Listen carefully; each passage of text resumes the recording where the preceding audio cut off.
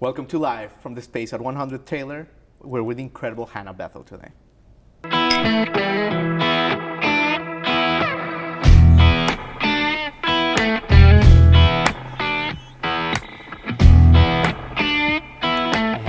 Hello.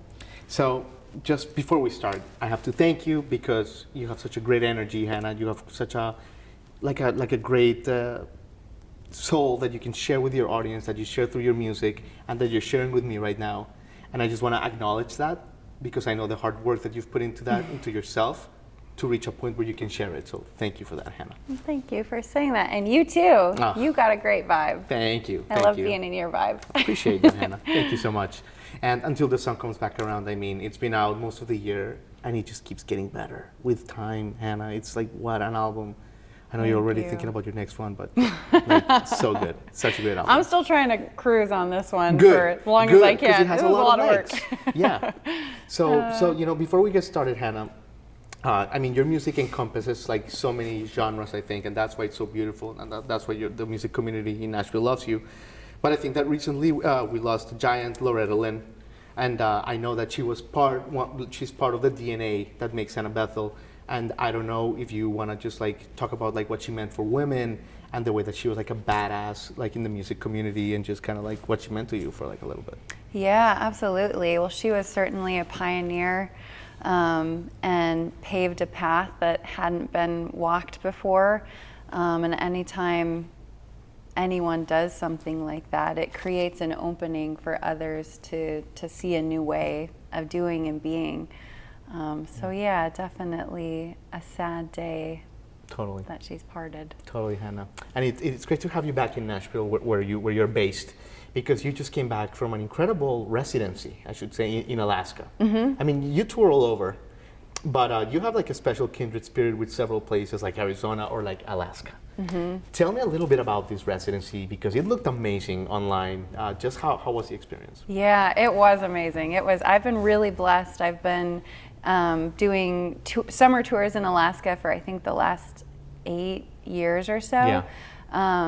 And it's just such a unique, incredible place. Obviously, geographically it's amazing, but the people there are also just so warm and wonderful and generous, and just like really excited about life. And it's just a really inspiring place to come and bring music, and everybody's really down to earth, salt of the earth, like my kind of people.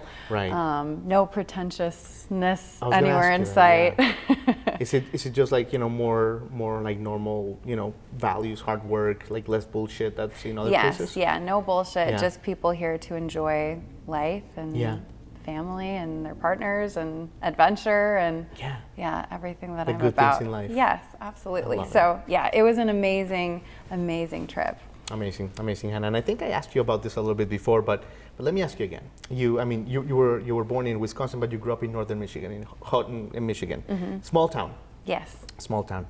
And you're like this incredibly talented firecracker. Not only are you a great singer, but you're a dancer, you're a performer. How was little Hannah growing up there in northern Michigan? Tell us a little bit about your upbringing there artistically. Sure, yeah. So little Hannah just always wanted to be on stage, and I don't really know why or where that came from, but I always wanted to be entertaining people. Like if friends of my parents came to the house, I'm like, let me put on a show. My friends and I were always like making little skits and like videotaping ourselves with like the big giant over the shoulder camcorders that our parents had. Yeah. And then I did dance and theater when I was younger, and then when I was I think 13, I started playing guitar, and that's when I started writing, and then I transitioned into playing shows, and I would just play anywhere. That would have me. Shopping malls, right. Fairs, festivals, bar mitzvahs, bars, weddings. No bar mitzvahs. I did do a quinceañera though. Oh, you did do a quinceañera. Look at that. Amazing. So just anywhere that I could get on stage, I was there. Yeah. And then I made my first record when I was 17. Yeah. I moved to Nashville when I was 18. I know, I love it. Crazy. But before we get to Nashville, I mean, you always had a knack, even from young, to know like the good songwriters and the good art. Like your first song was Amy Grant, the Christmas song, for example, right? Oh, The first song yeah. that you performed.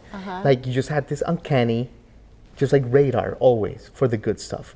Where did that come from? Like, how did you? Was it your grandma? Was it like what? How did that come about? That's a great question. I don't know that song, and it's funny because it's such strong ties to Nashville, which at that Right. time I think I was 9. So that song was my first solo. I had no idea I was going to be moving to Nashville when I was 9. Yeah. But yeah, I just, I don't know. That song, I think a voice teacher recommended it to me. Yeah. And I went, it was like our school Christmas recital where all the grades did a song. Yeah. And I went to the music teacher and was like, I would like to sing a solo. And this is a song I would like to sing. And she was, I think, so surprised. All the that kids she were like, was "What's just an Amy Grant?" Like, what? Okay. Amazing. So, yeah. And I was just very, would really take initiative with Yeah. stuff like that. I'm like, hey, how about now here, solo, me? Cool. Cool. Yeah, it's like I'm I just asking. went for it. Yeah, good for you. Good for you. And talking about adversity a little bit, Hannah, because that's part of your journey, and I think the way you overcame this was also really cool. But if you can share with us a little bit about like your episode with Lyme disease. How old were you when like the symptoms first started coming? And you don't have to talk about it in depth, in detail, but like just like in a nutshell, like what this experience taught you and how you are right now. Yeah, for sure.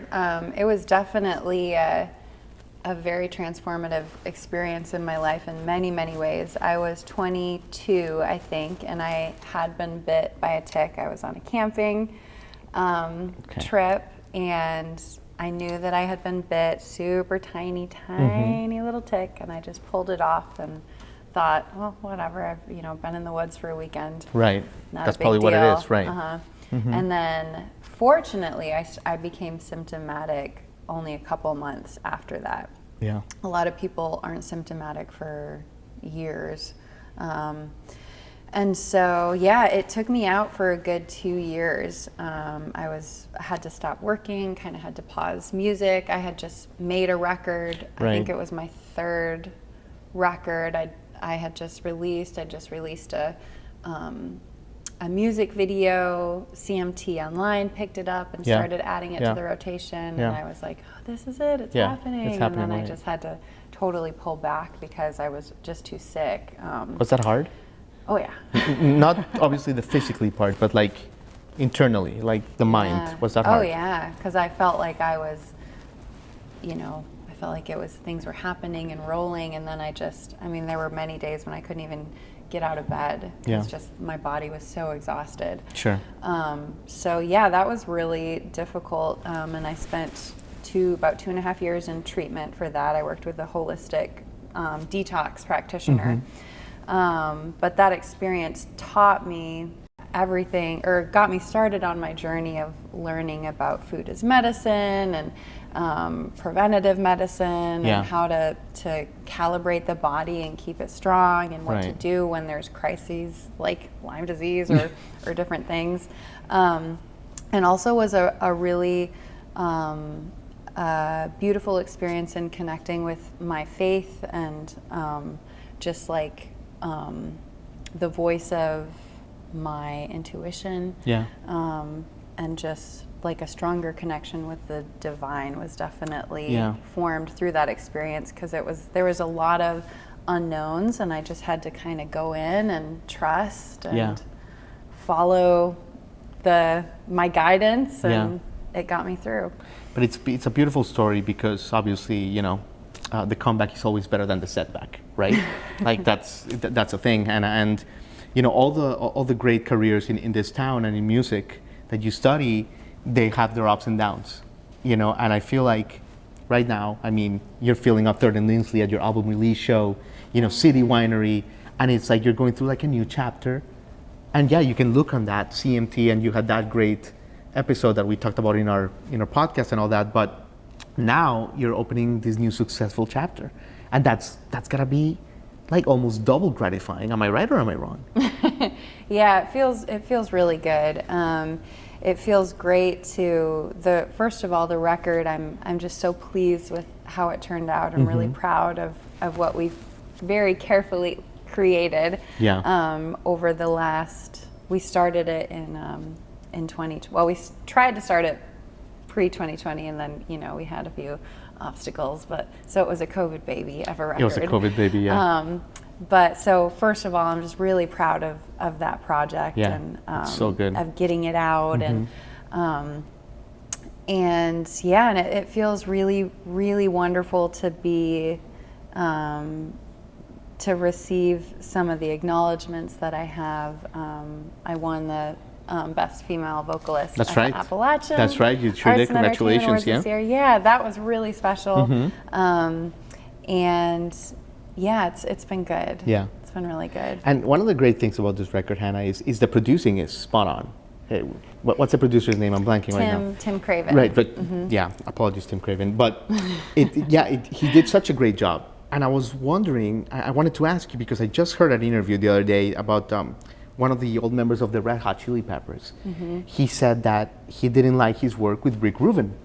And everybody assumed that because he was Rick Rubin, everything is like gold. And I'm like, obviously Tim's a great producer, but do you ever get nervous when you have these beautiful, great songs that you create about handing them off to a producer, even if it's a big name and he has all the reputation, because these are your babies, Yeah, definitely. Especially when you're working with someone for the first time, there's no way of knowing how it's going to turn out. We can, plan and plot and talk about concepts, but there's really no knowing how it's going to turn out until you're creating it and it's happening. But that's one of the kind of cool things about creating a record, is you just have to surrender to that creative process. Interesting.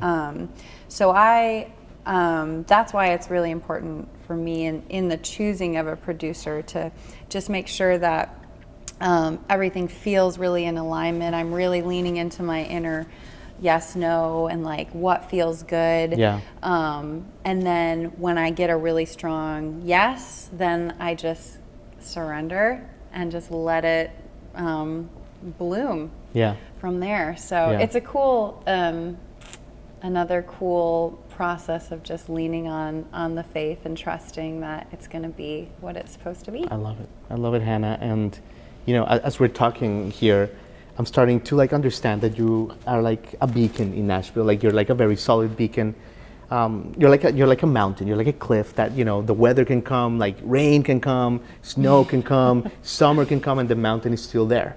You've been through like Nashville now like a decade plus. The city has changed so much. Yeah. And yes, you're still standing. You're still hungry. People are still loving your music. So I guess the question is, and many people up and comers may take teachings from this. How have you been able to keep your path, your values, your eyes on the prize through a decade plus of change in Nashville?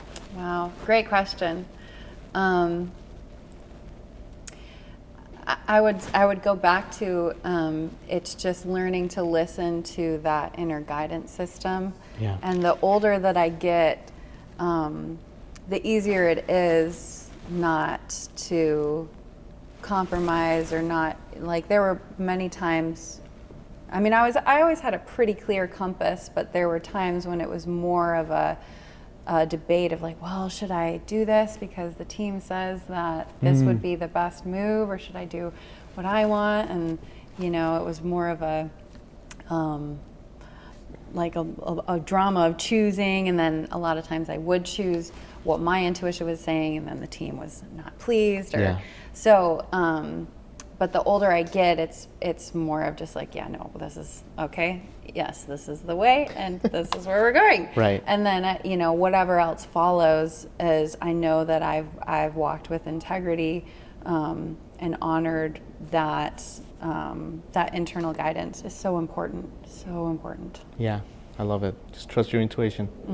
I love it, Hannah. You're being so good with your time, and I think you're going to play a song for us. But let me leave you with this. Obviously, you love nature, you love Sedona, you love all this stuff. What are some of the trips that have changed your life? That you say, oh man, like that night, that morning in Sedona with the gloves and the stars, and I had this realization, for example, something that just, Oh. Well, definitely, probably a trip to Sedona. I love Sedona. I love it too. Yeah. I've had a few Cathedral Rock adventures for the there. win. Yes, Yeah. yeah. I did a solo backpacking trip there a few years ago, and I camped out one night in Shaman's Cave, which is like a bit south of Nice. Sedona. And you have to kind of hike out there and climb up this You're like hardcore. rock face. You go to the stuff that's not in the Lonely Planet books. You go to the real nitty gritty. Oh yeah. I'm like, no, I don't want to see anyone else. Right. I want to be like That's alone, awesome. kind of That's scared great. I'm gonna die. Like, Right. That's what I want. So I went out there and spent the night, and it was just a really incredible experience, just connecting with the land, which I feel just a really strong connection. Anytime my feet are on the ground in Sedona and Arizona, there's just something about that space that just makes me feel so alive and invigorated. And that night that I slept out in that cave was really another milestone in like deepening that listening to my own inner knowing. And I think it's really important for people to have alone, quiet time like that to really tune in. Because when we're so busy, I agree. It's just Even the phones don't. softly, Even the phones don't so. work, right? Like even the cell phones don't work. Yeah, no phones, like No. no people, like just you and all your stuff, and just listening. So yeah, that was love it. one of many. One of I many. would say, Sure, yeah. sure. Well, Hannah, I mean, just grateful that you're here with us, and thank you for sharing, everything you are in this town. We need you here. We need your energy here. So thanks for coming on the show. Thank you for having Yeah. me. What are you gonna take us away with? Yeah, I will do a song off of the new record. It's called "Someone's Woman." Oh, that's good. Yeah. And this song actually either is just about to or just has broke 100,000 streams on Apple Music. Congratulations. So thank you. Thank Absolutely. you everybody Great for milestone. listening. Yeah, pretty cool. Yeah, very cool milestone as an independent artist. So thank you, listeners. But yeah, here is Someone's Woman. Love it.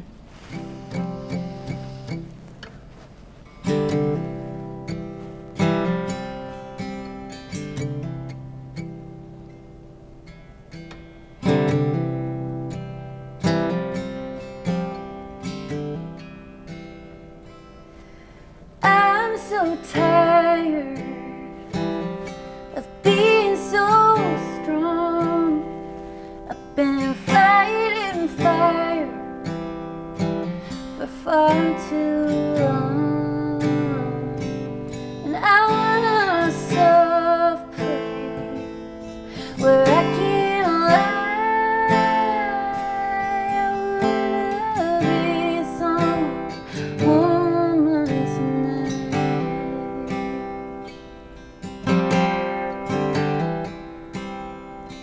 My days are heavy and the nights are cold.